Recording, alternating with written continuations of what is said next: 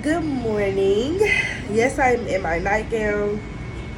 Yes, I was like, I just got done crying because I did just get done crying. I am currently in Vietnam, and I know I haven't uploaded anything in a long time, or about 2 weeks, but I'm currently in Vietnam. It's loud, but hopefully y'all can hear me.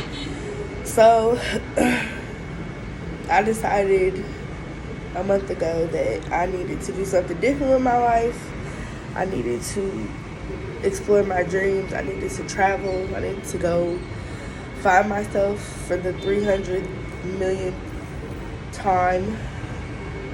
So, 32 days ago, I decided that it was time for me to change my life, time for me to explore and get back to what I wanted to do, which is traveling. And here I am doing just that. It's loud, y'all, because I'm sitting like directly on the beach, so I apologize for that. But a lot of people have been asking me, like, what was my life like before, or what was my mental health before, and what was the catalyst to make this decision, mental health wise, and all of that. I'm gonna tell you, it took for me to get my heart broke, not by a man, not by, anything romantically, but I had a family situation that happened, and, I'm not gonna tell my business, but I had a family situation that happened that really, really, really broke my heart, and at that moment, I knew I needed to step away from everything because I need my peace. My peace is everything to me. It's what keeps me sane. I struggle with depression. I struggle very badly with anxiety. I also struggle with like being very, I don't know what the word is for, what the word is right now, but um, impulsive. That's the word. I struggle with being very impulsive, and I tend to let my emotions override my, situation at the time. And I do have, anger management issues that I have been seeking counseling on, and it's a process. I stopped going to counseling, I don't know, probably about 3 years ago. But I'm back to finding those resources and getting help because I do struggle with that. And a lot of people don't know that unless you know me personally.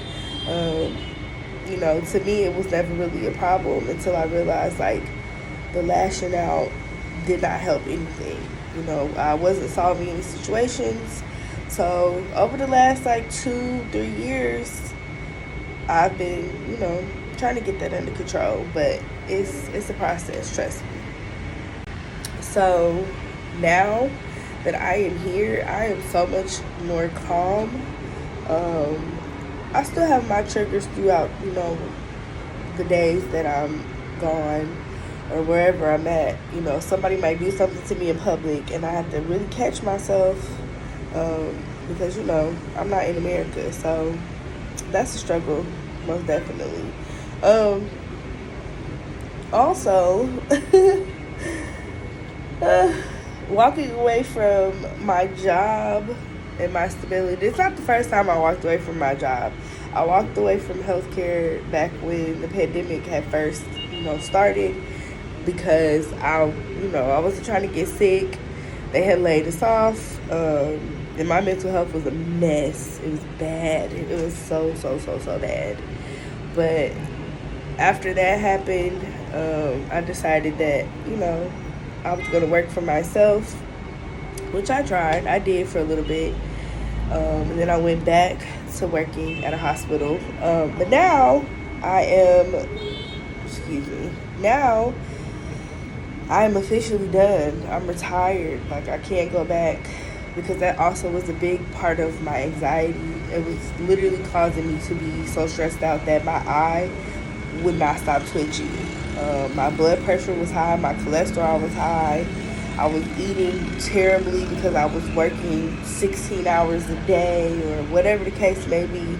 I was working extremely crazy hours, just doing things that were not good for my physical health and my mental health. I had stopped going to the gym because I was sad, I was depressed. The only thing that was helping me was Whataburger.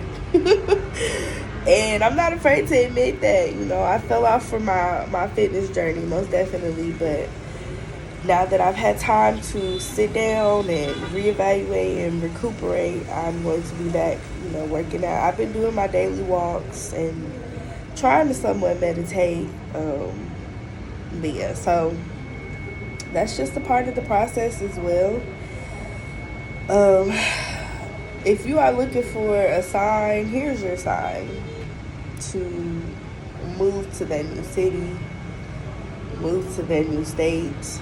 And y'all, before I even got here or to this point, I had drove by myself for almost 2 days from Florida to Texas in a thunderstorm and hailstorm. And it was terrible. I was so scared. I was crying. I was praying. I was listening to every gospel song I knew. But in that moment, I realized, like, the storm was, and not to sound cliche, that storm that I drove through it was hell, but it was a metaphor for, like, everything that has transpired, in my 20s. And being able to get through all of that and knowing that on the other side of that storm is my new life. Like, I was not expecting to go live in Texas. Texas was not on my bingo card for 2023. I mean, hell, this wasn't either. But, it's okay to feel like, you're not going to come out of that gray spot. It is okay to feel like you're not going to ever make it. But once you acknowledge that feeling, you don't need to stay in it. And you may possibly need to seek help, which is okay. It's okay to seek help. It's okay to ask for advice and to, reach out to others and find those resources. But you have to acknowledge that this is the point that you are in life, but you don't have to stay there. I don't want to start crying again. So it's still pretty loud. My apologies. But yeah, so take your signs and run with them. If you want to move out the country, you want to move out the state, out the city you're in, the county, whatever. You want to quit your job, do all of that. And I appreciate y'all for always supporting and liking and commenting, whether it be on Facebook, TikTok, YouTube, whatever. I appreciate it. And I promise to go back to being consistent. And yeah, y'all have a great, great, great day.